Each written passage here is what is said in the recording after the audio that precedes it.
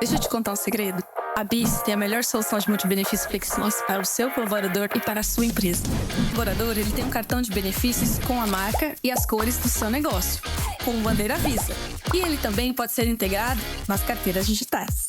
Já o RH tem uma gestão super fácil de benefícios em uma plataforma completa. Isso tudo com custo zero. Leve sua empresa para futuros benefícios agora. Vem pra BIS. Olá, esse é mais um episódio do Radiocast Você RH. E hoje a gente vai falar sobre como os benefícios flexíveis influenciam na atração e na retenção de talentos. Para isso a gente trouxe um especialista no tema, Alexandre Benedetti, gerente-geral da Talensis, uma consultoria de recrutamento. Olá, Alexandre, meu xará, tudo bem? Tudo bem, Alexandre, com você? Tudo bem. Muito obrigado aí pela tua presença, por aceitar nosso convite. Eu que agradeço o convite, um prazer poder estar aqui com você, falando sobre esse tema, que é um tema tão relevante no mundo do trabalho. Primeiro, eu queria te perguntar assim, o básico, para quem não está muito familiarizado, assim, qual que é a relação entre benefícios corporativos e remuneração? Por que as empresas não dão tudo em dinheiro, por exemplo? Perfeito. Essa é uma boa pergunta. E quando a gente se refere ao pacote de remuneração de um profissional, independentemente do nível, né, a gente sempre fala, usualmente, de três pilares. A gente fala da remuneração fixa, a gente fala de um bônus ou uma PLR, aquele que é pago normalmente no final do ano, atingindo algumas metas, e a gente fala do pacote de benefícios que existe aí por uma questão inicialmente de legislação e depois isso foi evoluindo ao longo do tempo. Então, sim, isso poderia ser em dinheiro? Poderia, mas foi uma forma que o mercado encontrou e também tem uma questão de tributação ou não tributação nessa questão, diferentemente do salário do profissional. É aquilo, né? O benefício não tem aqueles tributos em cima que o salário tem, acaba sendo um facilitador para o colaborador ter uma vantagem sem a empresa gastar tanto, né? Exatamente, exatamente. Então, isso vai compor aquela cesta de remuneração anual do profissional, né? Então, tem que ser contado, sim, na minha visão, já antecipando um pouco da nossa conversa aqui, tem que ser contado como uma espécie de um salário. Sim. Quais são os benefícios corporativos mais relevantes? Olha, usualmente as empresas oferecem um plano de saúde, isso pode estender para um plano odontológico ou não, e também pode estender para familiares ou não. E aí você tem o vale refeição, que é aquele utilizado na alimentação no dia a dia, e o vale alimentação, que pode estar agregado ou não a isso, que compõe aí as compras de supermercados, padarias e tudo mais. Você tem normalmente um seguro de vida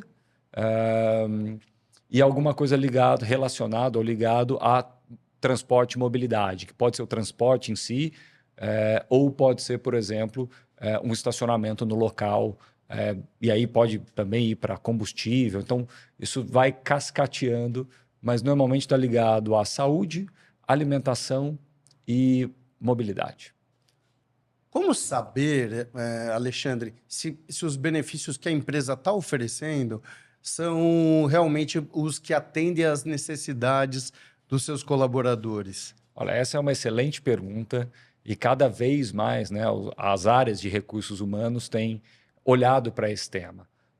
Uma das formas de fazer isso de forma mais acurada é fazer uma pesquisa, né? De preferência uma pesquisa anônima, talvez estratificando só um pouco do nível hierárquico, porque isso pode mudar, né? A necessidade humana ela também vai variando de acordo com o passar do tempo, né? E, se possível, né, repetir essa pesquisa com uma certa periodicidade, a cada 2 anos, 3 anos, visto que o mercado de trabalho, a forma de trabalho tem mudado com um pouco mais de frequência, né? Os ciclos estão muito mais curtos do que eram antigamente. E os tais benefícios flexíveis, né? Que é o tema de hoje. Como que eles surgiram? Porque antigamente não era muito assim, né? Estava mais centrado naqueles que você citou como os mais relevantes e tal.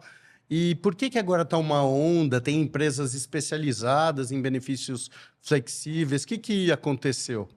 Olha, na minha visão e olhando o histórico mais recente, inclusive, o tema de benefícios flexíveis não é um tema tão recente, que eu quero dizer, não é um tema de 2, 3 anos, tá? Ele já é um tema de mais de 5 anos. Só que ele vem ganhando muita força com a mudança da forma de trabalho. Por exemplo, o modelo híbrido, né? Se a gente tivesse que colocar um marco histórico aqui, eu diria que a pandemia acelerou o olhar dos profissionais e, portanto, das empresas para esse tipo de benefício. Porque, como ele mesmo fala, né, são benefícios flexíveis. Você vai ter uma cesta ali de benefícios divididos em várias categorias, né? Tem 6 ou 7 principais que a gente pode falar aqui. E aí, você, como indivíduo, para aquele teu momento de vida, vai escolher o que se adequa melhor ao teu momento. Isso, lógico, é feito através de um sistema de pontuação, então tem toda uma metodologia por trás. Você falou assim de que tem uns 6 ou 7 que você poderia citar assim. Quais são esses mais que estão em alta agora nesse momento assim de flexíveis? Perfeito. Quando a gente olha principalmente as empresas especializadas que trabalham com esses benefícios, elas dividem ali em saúde e bem-estar, refeição e alimentação, mobilidade, cultura, educação e eu estou esquecendo de algum aqui, mas eu já me lembro. Então, assim, esses são os que me vêm rapidamente à cabeça aqui e para todos eles existem aqui dimensões dentro deles, né, que a gente pode citar. Por exemplo, vou falar de educação. Educação, você pode ter um benefício que vai te dar oportunidade de fazer um curso técnico, um curso de idioma, uma especialização. Então, aí cada empresa, para cada nível, vai colocando ali a pontuação de quanto custa aquele benefício e você vai, então, dentro da tua eleição, né, como a gente fala, escolhendo quais são esses benefícios que você vai optar. E Alexandre, a geração Y, o pessoal mais novo, eu acho que eles dão uma importância maior assim a ofertas lá pelo lado da cultura, né? De frequentar uma academia, tem essas coisas, né? Dentro desse novo mundo dos benefícios, né? Como que você vê isso? Olha, isso é cada vez mais normal, né? Se a gente começar a isolar cada indivíduo, né? Então, não só falando dessa geração mais nova, mas a geração mais nova, de fato, na sua maioria, se preocupa mais com saúde, se preocupa mais com bem-estar, se preocupa menos, por exemplo, em ter um veículo, né? Um carro, uma moto para se transportar. Então, por que eu vou ter aqui um benefício que me dá pontos em combustível, em estacionamento, se eu não utilizo? Então, eu vou direcionar isso para aquilo que é mais interessante para a minha vida, para o meu momento.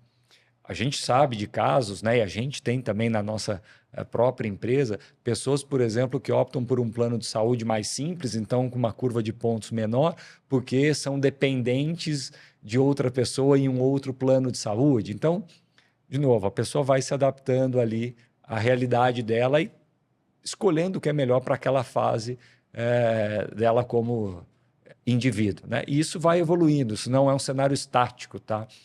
Tanto é que, normalmente, até fazendo um complemento aqui, as empresas fazem essa eleição de pontos ou reabrem essa eleição de pontos anualmente, para que você possa alterar a tua cesta de benefícios. Deve ter uma certa complexidade aí, né? Porque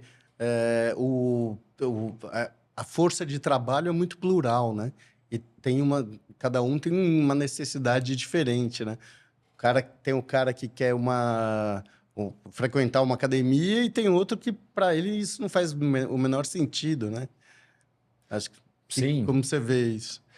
Isso tem 2 pontos aqui. Você tem sempre um desafio de legislação, que você tem que seguir a legislação. E eu não sou o perito aqui para discutir sobre legislação trabalhista, mas essas empresas que fornecem isso conseguem colocar isso dentro da legislação, e aí você tem também os sindicatos de cada categoria.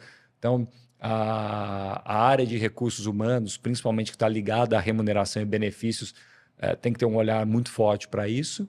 E aí o outro lado é isso, aí é um pouco dessa escolha individualizada do colaborador. E aí o desafio é como é que eu agrado todo mundo em todos os níveis. Pensa ainda que você pode ser uma empresa com participação nacional, então você pode ter gente no Sul, no Sudeste, no Norte, no Nordeste. Como é que eu equalizo esses benefícios ou essa pontuação e ofereço, né, a mesma qualidade de serviço na ponta? Porque às vezes, por exemplo, você tem uma rede de academias que está presente no estado de São Paulo que não está presente no estado do Mato Grosso. Uhum. Então, como é que eu equalizo os benefícios em diferentes regiões, por exemplo? Então, o RH tem que se apoiar em um parceiro que tem uma capilaridade muito forte. Uhum. Tá? Isso ajuda muito o RH a deixar os seus colaboradores, no final do dia, mais satisfeitos com esse benefício, né? Porque senão isso pode se tornar o contrário, né? Isso pode gerar uma grande dor de cabeça e uma insatisfação para os profissionais, que no final do dia pode até gerar, no extremo, lá um desengajamento Sim. do pessoal. Né? O cara vê que, pô, o meu colega da unidade de São Paulo tem esse e aquele benefício. E eu que estou aqui no Mato Grosso não tenho, né? Exatamente, e assim por diante. E aí você tem que colocar toda também a questão de multicultural do Brasil. Então, tem que ter um olhar especial para isso, até porque, de novo, isso também é um fator de atração, de engajamento e de retenção dentro das empresas. Queria que você falasse um pouco mais sobre isso. Como que esses benefícios flexíveis têm sido usados hoje pelas lideranças para atrair e reter talentos? Essa é uma ótima pergunta, né? Existem várias pesquisas no mercado, né, que falam o quanto benefícios, o pacote de remuneração como um todo, ele é um fator super importante na questão de retenção. Tá? A gente até recentemente soltou um relatório comentando sobre isso com 2 parceiros, e só para você ter uma ideia, das 6 dimensões que a gente avaliou, a questão de remuneração, então, lembrando que benefícios está contido nesse tema, é o segundo tema de atração. E aí tem uma outra coisa que acelera muito mais, na minha visão, a importância eu olhar para isso. E muitas pessoas, quando vão fazer uma movimentação de carreira, ou seja, vão sair de uma empresa A e ir para uma empresa B, o fator remuneração ele pode se tornar o primeiro fator. Olha. Isso, óbvio, depende do teu momento de carreira, o teu nível, né? Se você já é um profissional um pouco mais senior, já construiu uma carreira mais sólida, tem ali experiências relevantes, se você, como a gente costuma dizer como profissionais de recrutamento, você é um bom ativo para o mercado, você vai colocar um preço maior na tua força de trabalho. Né? Uhum. Então, remuneração vai ser um fator, sim, importante na hora da mudança. Alexandre, quais que você vê como as maiores vantagens e desvantagens dessa nova oferta aí de benefícios flexíveis? As principais vantagens, para mim, elas estão muito atreladas a essa customização, que deve gerar para o profissional, né, uma satisfação maior e, portanto, um engajamento maior e, portanto, engajamento não está ligado só à retenção. Alexandre, é importante dizer que engajamento também está ligado à produtividade. Então, quando a gente fala de profissionais mais engajados, a gente fala de profissionais mais produtivos. Tá? Então, para o gestor que tem dúvida sobre esse tema, é o mesmo gestor que poderia ter dúvida sobre a questão do trabalho híbrido ou remoto, o aumento de produtividade, já tem várias pesquisas que mostram isso. Então, esse para mim é um dos principais aspectos que o benefício flexível traz. As desvantagens é que o RH tem que ter um nível de profundidade sobre o tema e um nível de cautela de como colocar este tema, estabelecer regras muito claras para que isso, de novo, não se torne um problema. Tá? E tem um outro ponto, aí é uma visão mais pessoal minha, que uma vez também que você dá aqueles benefícios, aquela cesta de benefícios, os profissionais vão se acostumando. E você vai sempre se acostumando. Você se acostuma a um determinado salário, então você também se acostuma a um determinado nível de benefício. Então você tem que sempre lembrar o teu colaborador, eventualmente, o quão diferencial ou o quão interessante é aquele teu pacote de benefícios. Né? Senão você cai ali numa questão onde é infinita, né? Você nunca vai deixar o teu colaborador satisfeito, ele vai estar sempre querendo algo mais. E a gente tem vários casos que a gente acompanha aqui de empresas que fazem, não só na questão de benefícios, mas que dão suporte incríveis em várias outras coisas, como auxílio creche, café da manhã de hotel, uma empresa de hotel que faz um café da manhã naquela empresa, lanche, e as pessoas se apegam a coisas pequenas, porque hoje não tinha determinada fruta, hoje a fruta não veio picada de tal maneira. Né? Então, você tem, como RH, você tem também que tomar muito cuidado para estar sempre colocando aquele benefício como um benefício realmente, neste caso, diferenciado, como é. Ou seja, ela tá meio... Esse tema está um pouco ligado ao endomarketing, né? Tem que ter uma boa comunicação interna para ficar lembrando... Olha o que vocês têm, né? Não é todo mundo que tem isso. Lembrar o quanto isso é uma vantagem, é isso mesmo? Com certeza, com certeza. Quando a gente fala, na nossa visão, né, como executivos aqui de recrutamento e seleção, quando a gente vai fazer um processo, a gente não pergunta só qual é a remuneração fixa e qual é o bônus ou o variável daquela pessoa. A gente quer entender no detalhe quais são os benefícios que ela tem. E no detalhe não quais benefícios ela tem, mas qual é o plano de saúde, se é extensivo ou não a familiares, se tem coparticipação, qual é o valor do vale-refeição, qual é o valor do vale-alimentação, tem auxílio educação, como é que funciona. Tudo isso é monetizável, né? E a gente coloca isso realmente numa planilha e monetiza tudo isso para dizer para o profissional, olha, você está tendo um aumento total entre remuneração fixa, mensal, remuneração variável e pacote de benefícios, você está tendo um incremento de 20% ou 25%, por exemplo, ao invés do que você estava achando que era 16%, porque você não colocou essas questões aqui. Então, essa é uma opinião minha aí, como recrutador, há um tempo no mercado, que a gente tem que fazer, às vezes, o profissional olhar e encarar isso como realmente o nome disso, um benefício. Alexandre, me fala uma coisa. Como que as lideranças devem se manter? O que elas podem fazer para estar sempre atualizadas em relação a esse tema? Já que cada hora surge um benefício novo. Assim. Olha, o que eu vou falar que talvez não seja novo, mas vale um alerta para quem está nos ouvindo e nos assistindo aqui. Maneiras de se informar. Feiras, congressos, palestras. O nosso videocast aqui é um exemplo. Falar com as próprias empresas que lideram esse tema e que estão sempre trazendo novidades, artigos. Então, essa é a forma de estar conectado e sempre aí atualizado sobre um tema que é relevante. E dependendo do porte da empresa, Alexandre, vale comentar aqui, você tem até áreas dentro do RH, ou sub-áreas específicas para olhar para este tema. Óbvio que isso vai depender muito do porte da empresa, da complexidade. Mas à medida que você vai sofisticando a tua empresa, você também vai sofisticando as áreas de suporte. Isso é uma coisa que exige um diálogo constante entre a área de recursos humanos e as lideranças para conscientizá-las da importância de flexibilizar essa oferta? Com certeza.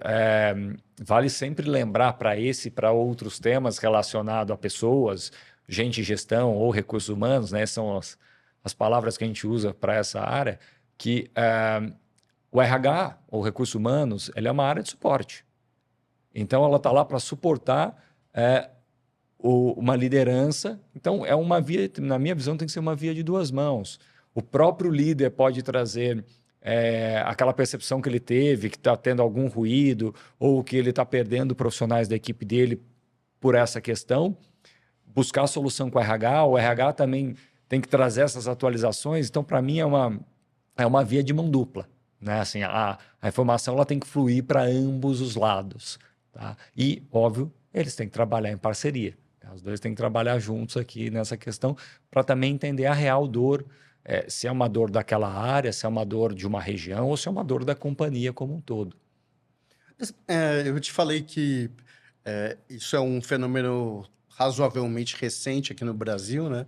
Mas em comparação com o resto do mundo, ou pelo menos Europa e Estados Unidos, a gente está meio atrasado assim ou está vindo tudo junto?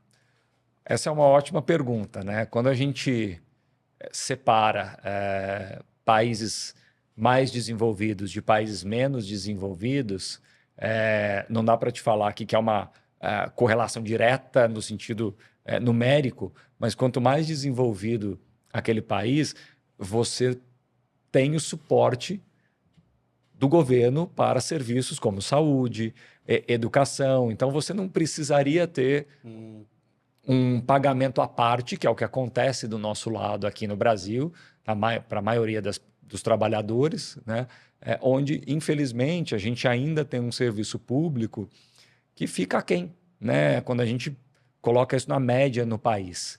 Então, o normal é que quanto mais evoluído, para os benefícios, vou chamar de básicos aqui, ou aqueles que deveriam ser sustentados pelo governo, eles tendem a diminuir lá fora, ou praticamente não existir, dependendo do país. O que pode acontecer são esses outros benefícios, por exemplo, de saúde e bem-estar, que estão ligados à prática de exercícios, que estão ligados a terapias, a meditação, né? Isso pode acontecer. Mas os clássicos, eu vou falar assim, usualmente tendem a não existir em países mais desenvolvidos. Sim, porque aqui desses clássicos que você falou e que você incluiu o seguro-saúde, né? Se o cara recebe isso em salário, ele vai gastar com outra coisa, né? Talvez com um plano um pouco mais humilde, assim, para poder gastar com necessidades que às vezes ele acha mais básicas, mas que a empresa pode oferecer um plano para ele mais robusto, mais legal, coisa que o Estado não dá, né? Exatamente. Ah, beleza. Então, já que a gente está falando disso, eu queria saber de você. Nesse universo de benefícios flexíveis, com todas essas novidades que estão surgindo, se você chegasse numa empresa agora e fosse negociar a tua contratação, que benefícios você gostaria de ter? Olha, essa é uma ótima pergunta. E eu vou te responder com a minha cabeça de hoje. Se eu te respondesse com a minha cabeça de 5 anos atrás, talvez seria diferente. E se a gente fizer essa pergunta daqui a um tempo, provavelmente eu vou mudar alguma coisa. Mas hoje, para mim, esse eu não mudaria em nenhuma ocasião, que a saúde é um bom plano de saúde, de preferência extensivo à família, né? Eu sou casado, eu tenho um filho, então isso para mim é um tema super importante.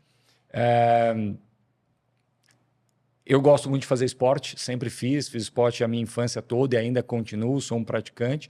Então, algo relacionado também ao bem-estar, né? Eu vou chamar de saúde o plano de saúde, vou chamar isso aqui de bem-estar. Eu tenho hoje e uso bem, inclusive, gosto bastante. Então, esse seria um segundo para mim, que faz muita diferença. E um terceiro, eu usaria muito para a cultura, que é um tema também que eu gosto bastante, faço alguns programas aí com a minha família, eu utilizaria bastante. Por exemplo, mobilidade era um que eu utilizava há um tempo atrás, hoje eu não utilizo mais, eu ando muito de bicicleta elétrica, então eu tenho essa facilidade, essa comodidade, mesmo dentro de São Paulo. Mas, por exemplo, há 5 anos atrás eu ia querer algo ligado ali a estacionamento, combustível, algo nesse sentido. Ah, que legal. Pô, Alexandre, meu xará, te agradeço demais aí pela entrevista. Foi uma aula aí sobre benefícios flexíveis, atração e retenção de talentos. Muito obrigado pela tua presença. Imagina, eu que agradeço o convite. Foi um prazer falar contigo. Este episódio foi um oferecimento de BIS e Visa. Já agradeço a você por ter assistido mais esse episódio do RadioCast Você RH. Você vai encontrar nossas outras entrevistas nos nossos canais do YouTube e do Spotify. Muito obrigado.